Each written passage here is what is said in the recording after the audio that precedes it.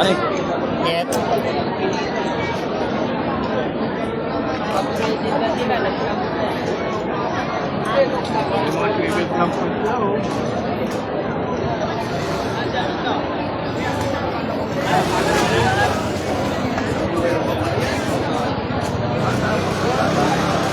Alright, dami ditong polis. Demolition dito. Umakit na yung mga tao. Ayan, ito yung private place na daw ito. Ayan, mga daming polis.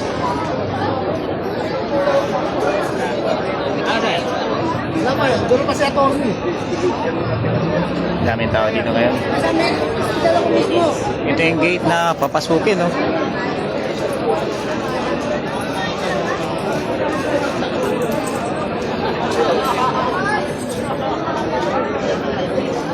Yung mga tao na gusto pumasok, umaakyat na. Baby, sa bintana kaya natin ito. Baby.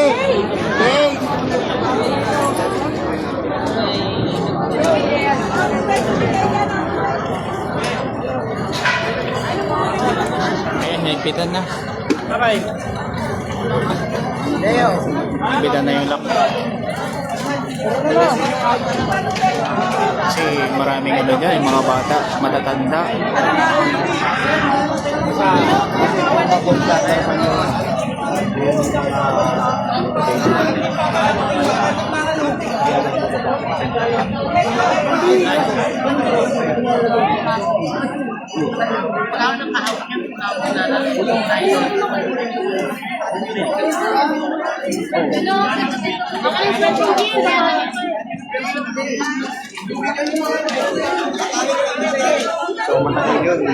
Market sila.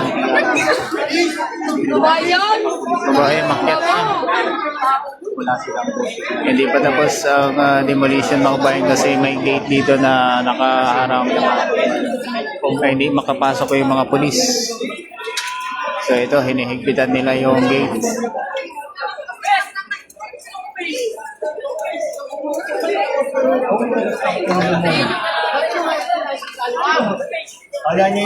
Maraming bata dito at saka matatanda sa loob.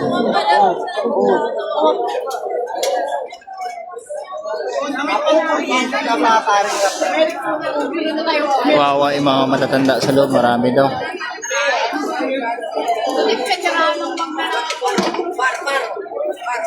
Nakikita nila yung ano, yung gate.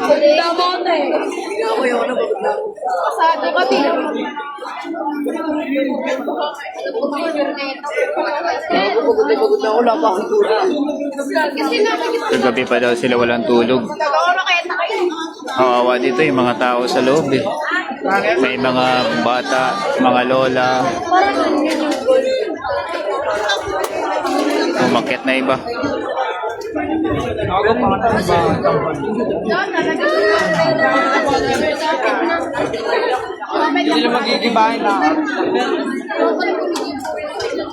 Ang magiging apektado nito yung mga bata sa loob, no? Mga matatanda.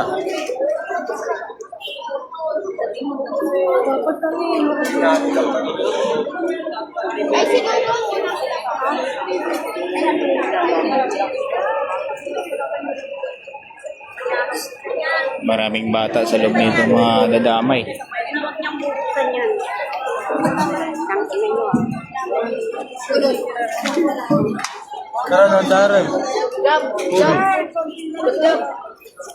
Sarap ya? Sarap.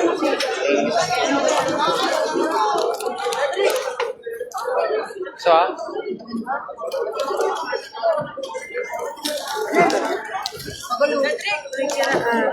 sige lang.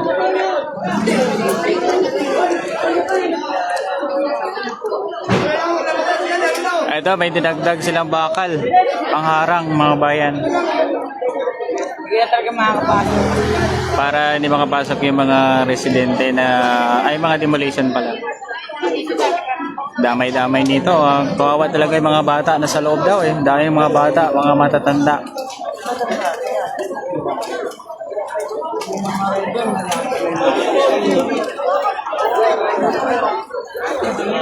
Hindi na ba yan, Noya? Hindi ba yan, Tom? Hindi, kakakabisa ko lang. Kakain ka na lang kung mag-iba 5 minutes. Ngayon lang. Kakahingi ko lang sa kanya. Isa lang. Isa lang, isa lang. Ayaw na. Kaya mo na? Kaya. Biro lang. Ayaw na. Hindi. Wala, dami na police. Diyan na. Kuya, maka muna kayo. Mag-vlog na ako.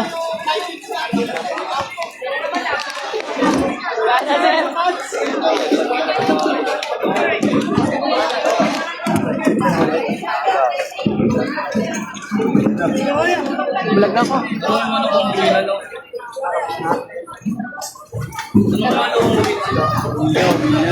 Kaya palagay nga ko yun.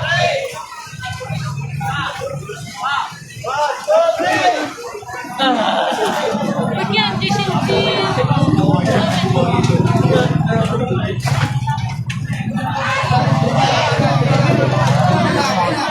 Lagay nila ng bakal para hindi ano, iba.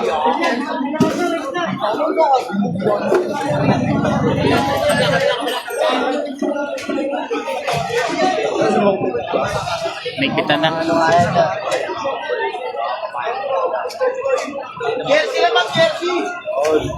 Ano ang boto sa Marca? Ito, ang dami ng polis dito. Dami ng media.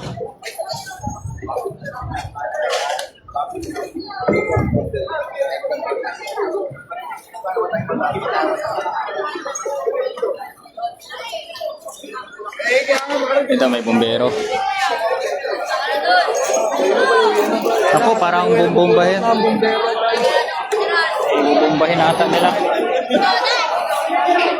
Yan, nag-ano na. Discolored. Kaya police. Alright, demolition dito. Mga bayan sa Tondo. Daming police dito ngayon.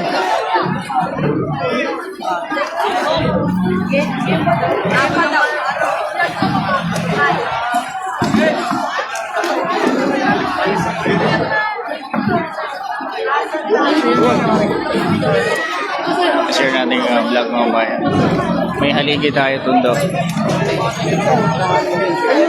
Hindi ko pasok yun, wala ka. Lang mo! Naili!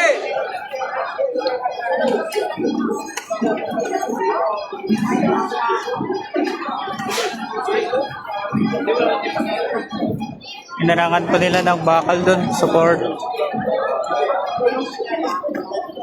Kasi Pero, nakakaawa din yung mga matatanda sa loob. Dito may mga SWAT. Please.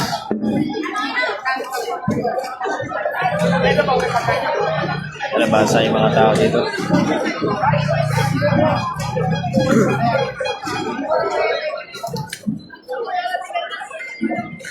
Maraming madadamay dito, mga matatanda at bata sa loob.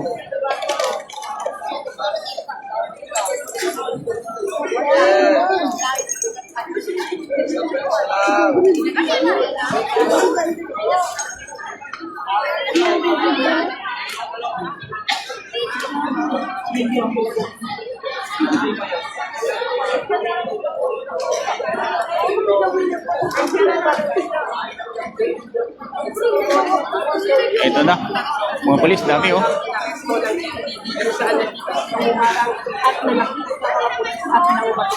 Nabisita ng bomba ni Garcia at Manila ang ipapasok sa mga bahay. Ang mga sa ngayon, mga kaabante, pumwesto na ang mga pulisan. Ito na. Nakapwesto na yung mga polis. At papasok na ito sila. Dami.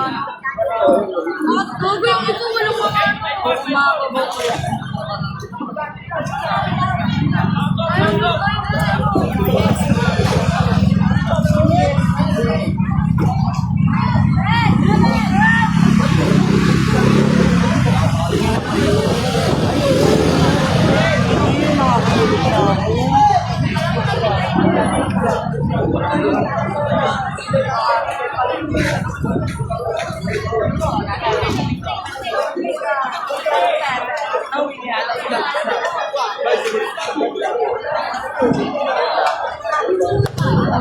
ito po yung kaganapan ngayon.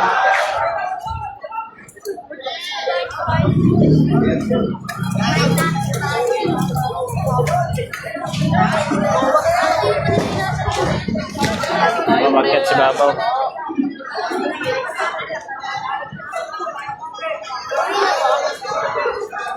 Opo, uwi na ata sila. Hindi ko alam na eh.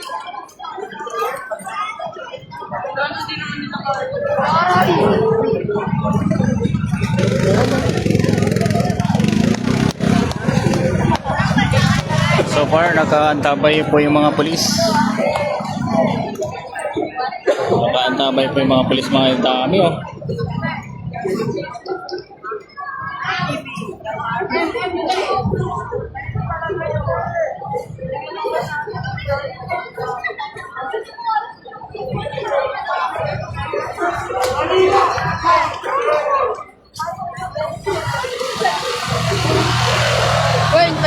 Dami na rin media dito.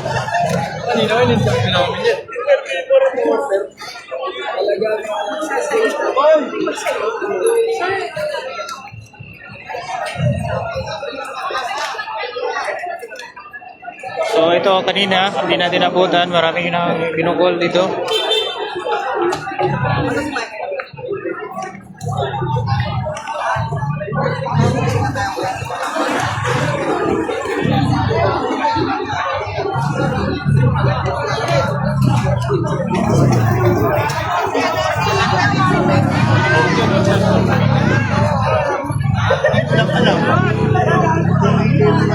Nakahanda na sila. Hanapay na natin ang ginagawa na nandun sa bandar eh.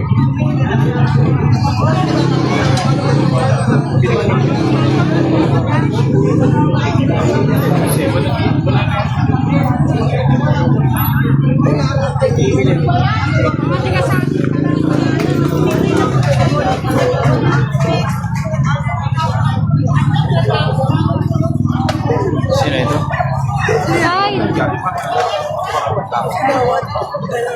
Gawad. Demolition ako.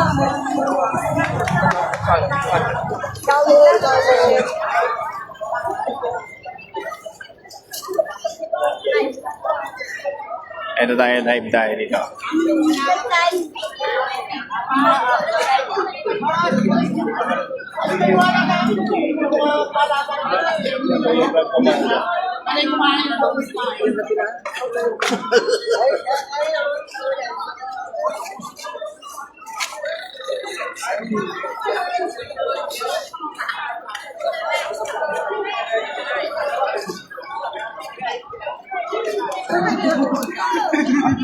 Kagawad JR. Naalam ko kasi ano eh. Dito na kayo tayo sa likod. Wala pa po kasi ako maniwala ko na yung initial. Ano pa yan ah? Pakwento, ano yun? Ano yun? Ano kasi no, ang akin po sa ngayon namamagitan ng ganay para sa mga tao. Wala na nasaktan na. Ayusin po natin. Ang barangay po, lahat po kami dito ngayon. So, sa mga departamento naman po na nandiyan dito ngayon, malapit po sa paliwanag sa tao. Ibigay para sa mga apektado. Walang 400 families na sakot ng dalawang barangay. Pero sa barangay Pusik na sakot namin, ay mahigit 40. Walang 40 pamilya. So, ang nakalagay doon ng individual is 1,000 plus na tao. Kasama po ang mga matanda, baka mga karamdaman. So, ipinahayag dun sa sheriff kung yung mga dokumentong hawak nila. So, meron silang dokumento dun dapat ipakita para mas legal na magpakita sa tao na yung kanilang dokumento ng kanilang na proseso. Pero wala akong maipakita. Kaya po ang tao ay so, wala pa. Yun lang yung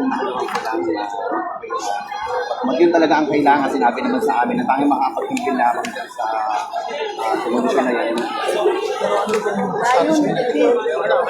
Hindi pa namin ang kasi dati. Siyempre po, sana ay para po ang tao makapagod. Kasi po talagang tigna. Kasi sinususatin po ay bago pa election period. Tapos agad, katapos ng election period, ang akala ng tao matatagal pa. Biglang sinabi, sa amin, sa barangay, ang gabi, darating na linis. Meron na mangyayari ganyan. Sir, sa kayo, namatay yung talaga. Ano yung ibalang pang Kailan naman, yun. Para lang yun. Tulad na sinabi ko, ang mapaghandaan. Mas malaya nilang maaayos ang kanilang mga kasama. Diba makakapag-desisyon sila ng again, napakalinis. Ano yung pagkakalobang importante naman po, nabigyan ng tao ng pagkakaloban. May ayos nila maging ang kanilang balang. Yung kwento nga natin, yung hirap na mga nangyayari sa hindi agad nakakatayo. Tiglayin nila para makapanimagal. Sana pa, pero kung hindi naman, importante kahit sa paano, mabigyan lang para makapagtayo sa tao. Ito lang. Gano'ng tagal na sila doon? Wala na. Kung maano ako, yung isang bahay ni Sora dyan ay 1926. Kung ilang salin-salin. Yung mga nakatira, ano pong hawak nila? Nakatunayan na talagang kanina. May hawak ba sila? Ako din kasi parang yun, iba-iba na yung nangyayari. Pagkamatay unang-unang nangyayari na yan, may coordination pa sa mga nangyayari na yun. Bakayo ng araw. Ayan. So humaba, na ipasa sa, nawala na yung mga matatanda, na ipasa sa anak, na ipasa sa apo. So hanggang sa napunta na kung kanino yung mga iba na nahihulupit na nakakalungkot. Yun. Ay po, maraming salamat po.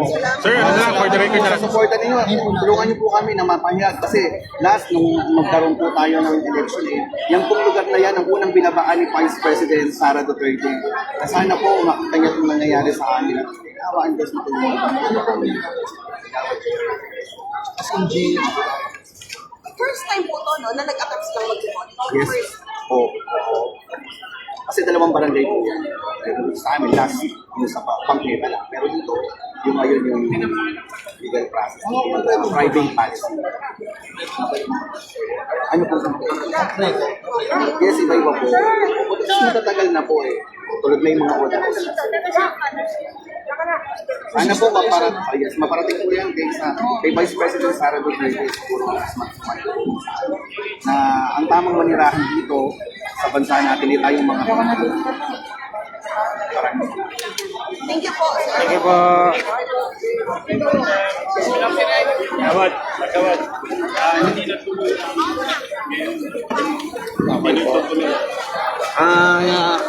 Sana po. Opo, yes po, yan po. Ayan, hindi na tuloy.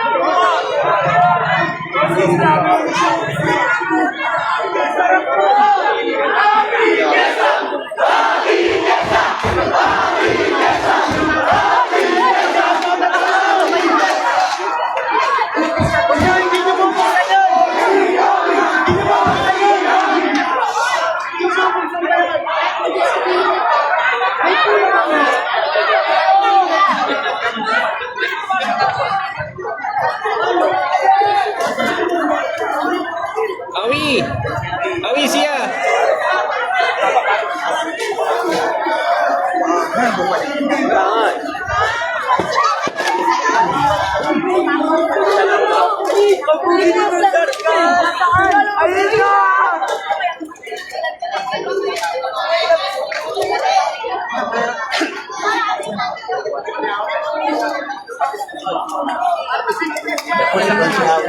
Relax lang kayo pero hindi kaya alisin. Hindi alisin. Waiting pa tayo. Natin yung may lalisin na siya.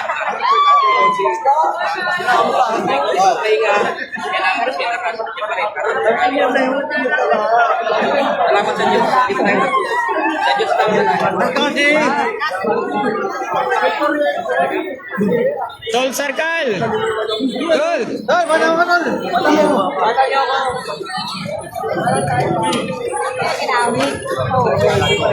Matingin si Awi siya.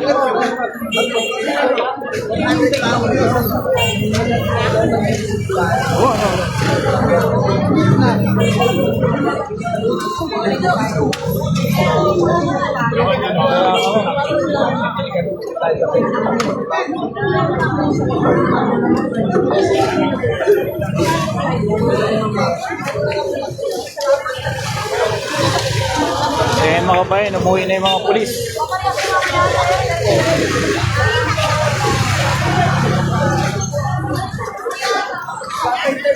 Dahil lang tayo dun sa presidente ng Home Office.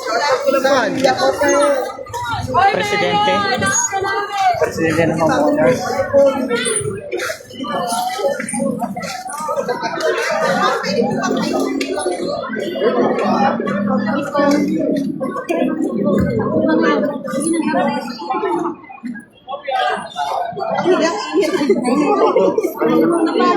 Kaya nga, galing po kayo ng MPC po. Ang ano po namin, ang decision na nakuha from MPC 24, branch 24. Kami, kanina pa po kami dito nakaantabay, nagdadasal na sa awa naman ng Diyos, parang pinakinggan po kami na tinigil nila yung demolition. Pansamantala. Pwede bang pakwento? Yung history po ng lugar po na to, kanino talaga siya? Itong lugar na to, originally, ang nagmamay-ari according pa dun sa lolo ko, si Senyora Victoria Linchanco. Lolo ko isa dyan sa bona fide tenant kami. Ngayon, from then on, namuhay na kami, nagkaanak. Ako, dyan ako nagkaasawa, dyan ako nagkaanak. Hanggang ngayon, may lola na ako, nandiyan pa rin po ako. Noong 2022, may bumaba po sa amin na letter of invitation coming from Attorney Calaweng. Yun pala, siya pala yung lawyer po ng 228 Itans Corporation. Kinausap niya po ang asosasyon, sinabi niya po, pinaalam po niya sa amin na nabili na po nila yung tinitirhan namin, yung lupang tinitiritan ng bahay namin. So, ang sabi niya, kami bilang nagbagong may-ari, willing naman kami kung makipag-negotiate sa inyo kung ano yung gusto nyo. Siyempre, sa oras na yon hindi po, nagulat po kami. Kasi bigla kang pa iimbita, tapos gano'n, nasasabihin na yung palang bahay, yung lupang pinagtitiritan ng bahay mo, may bago lang may-ari. So, nagkaroon po ulit kami ng, sabi ko sa kanya, pag-usapan namin ng miyembro namin. So, nagkaroon kami ng meeting. Dun sa meeting namin, hindi po pumayag lahat ng mga residente dyan na ganun na lang namin. Oo. Kasi hindi namin pinag-uusapan dyan yung halaga. Yung pinag-uusapan namin dyan yung buhay namin kasi nandyan na po kami.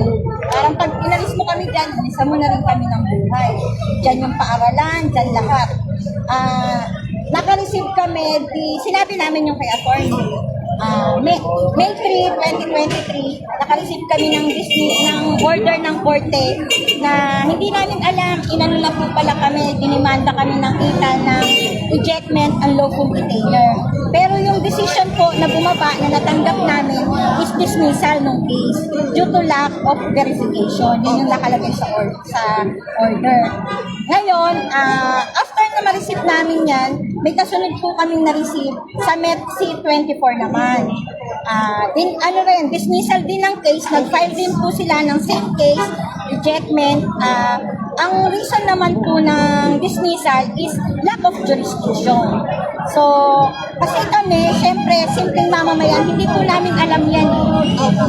Recently, nalaman po namin na wala silang jurisdiction talaga sa case ever since. Na-dismiss pala. Kaya, yun ang pansasamantalang ginawa nila sa amin. Bakit po ganon pinayagan po ng METC 24 na yung ex parte motion for amendment complaint, nag-amend lang po sila. Dapat, nung na-dismiss, dapat mag-appeal sila. Pero hindi doon sa court na yon kasi nga, wala siyang jurisdiction doon. Yun ang denial niya. So kami, naninindigan kami na yung dismissal ng May 2023 is ano po yun, final and executory. So yung mga subsequent na nirelease ni judge na mga writ of demolition, writ of execution, demolition order, void po yun para sa amin. Ang gusto lang naman po namin, mabigyan kami ng due process. Kasi wala po talagang due process eh. Ang nangyayari po dito, kung ano yung diniligta ng ITANS, ng mga representative ng ITANS, yun po yung dapat mangyayari. Nagulat ngayon, dinidiin nila, tapos na raw po kami sa PICO. Opo, totoo po yan. Nagkaroon po kami ng PICO conference. Pero after po ng PICO conference na yun, wala na po kami nabalitaan. Meron po kami na-receive na parang report na galing, hindi ko sa DSWD. Doon po nakalista yung mga pangalan ng mga na-interview nila ng privilege or underprivilege. Kung ano po gagawin namin doon, kung wala po. Ngayon po, sabi ni Sheriff, kinokontest po namin kanina yan. Yung sinabi ko po sa inyo, kinokontest namin kay Sheriff, pero hindi niya kami pinakikinggan. Ano pong napagkausapan ngayon? Ano pong napagkasutuan? Ang sabi niya, hanggat walang TRO, is continuous yung demolition. Pero ngayon, hindi ko pa klaro kung bakit siya umalis. Pero kayo po ay humihingi po ba kayo ng palugit po para kayo na lang Siyempre. humusa na ano? Kasi kami, lumalaban kami. ang hinihingi namin yung due process.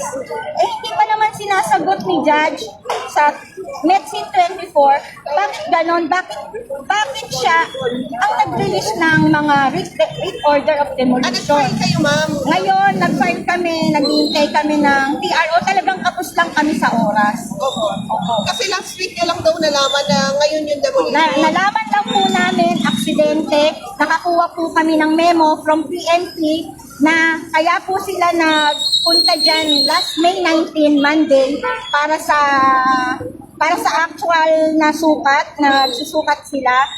Ang dami rin dalang pulis. Yung pala, ang sabi nila magsusukat lang pala sila. Pero, nung nakakuha kami ng memo from police, PNP police, nakita namin na scheduled na humingi na po pala sila ng assistance para sa demolition. Anong plano natin ngayon, ma'am? Eh, ngayon po, best effort po kami. Talagang susundan namin kung ano po yung dinidikta ng batas, kung paano kami makakalaban ng batas sa legal na paraan. Ngayon, pag dumating po kami sa dulo, kung ano po talaga yung patas na desisyon sa amin ng korte, edi, ano naman kami? Willing naman. Willing naman po kami. Ang sa amin, ine-exert po namin ang lahat ng karapatan namin kasi hindi po kami masisisi. Oo nga po, sabi nga po nila, di po ba, hindi namin pag-aari yan, pero kami na po yung nagyaman yan.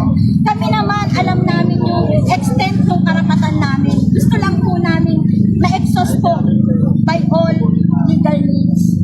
Ma'am, pangalan po nila, ma'am? Ruby de la Cruz po, ako po yung kumakatawan sa Kamalay po, presidente ng Kapitbahayan, ng May Haligay Neighborhood Association. Ma'am, magkano binibigay kanina ni Ino-offer po ni Sheriff kasi yung under sa Udhalo, prevailing minimum wage times 60 days, which is 39, more or less 39,000. 37 Family po yun. Opo, hindi pa po yun lahat ng apektado. Kasi nga, magbabase raw po sila doon sa binabang report ng PICO. Doon sa report, sa 330 na naklasify nilang pamilya, ang parang underprivileged lang po doon is 167. Papaak sa Yun lang yung bibigyan. negotiable po kung magbibigyan nila yung... Wala nga po kaming alam eh. Wala po kaming alam kung ano yung plano nila po sa amin. Wala rin po relocation. walang Wala po. Wala pong relokasyon. Thank you.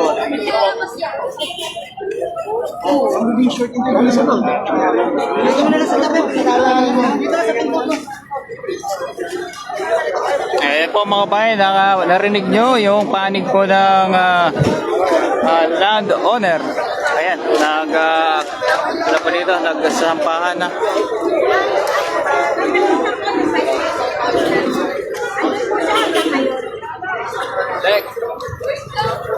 Ito, lalaban talaga itong mga to kasi maraming madadamay na mga bata, no?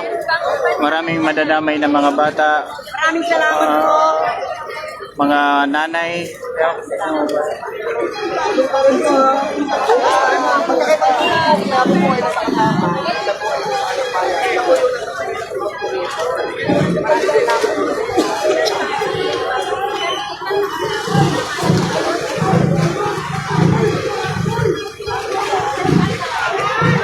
So ayun mga kabayan, napanood nyo, no?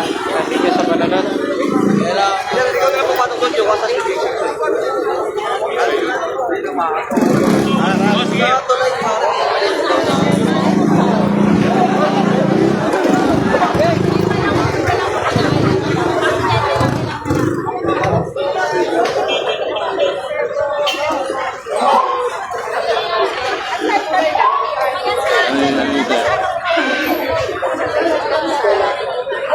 Kanina pa po siya.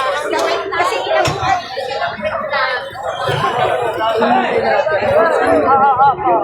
paglabas. Na-apply na po, paglabas po. Ang request namin, ang nakalagay po up to 72 hours po yung release namin. Temporary stop demolition po. Pagka wala po. Kami naman, focus kami na gagawin namin para hindi kami mapaalis. Inilalaban ko. Kasi nagulat kami, bigla kami gigibain, wala kami kahit anong notice.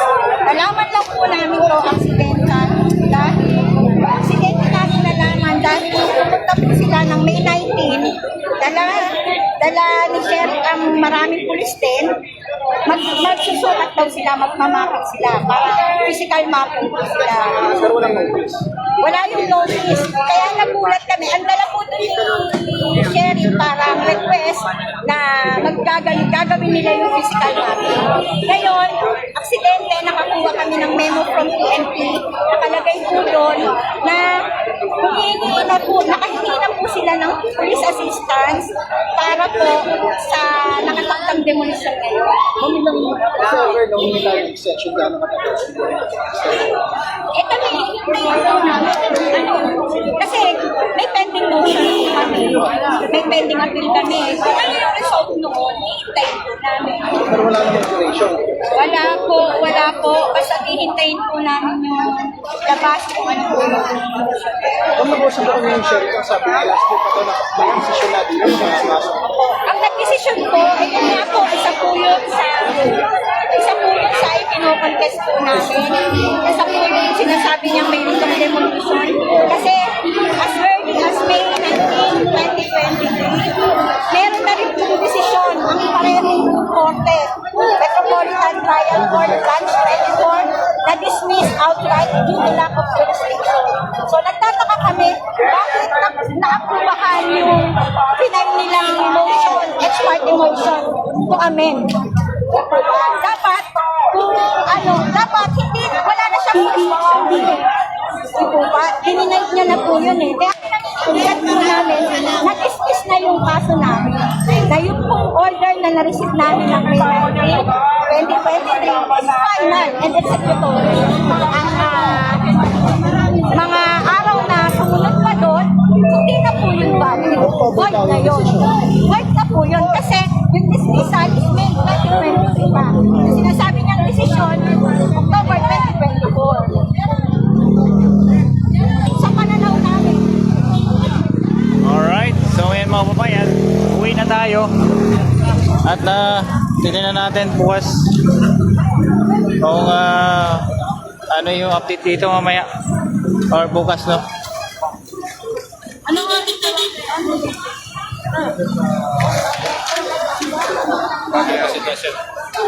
Maraming madadamay dyan, mga lola, mga bata, pag natuloy, kawawa.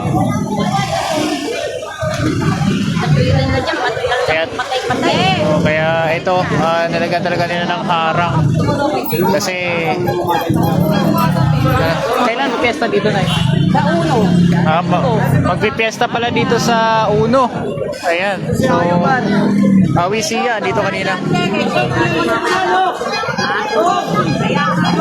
Alright, thank you sa panonood at God bless. Pa-share na lang ang ating vlog.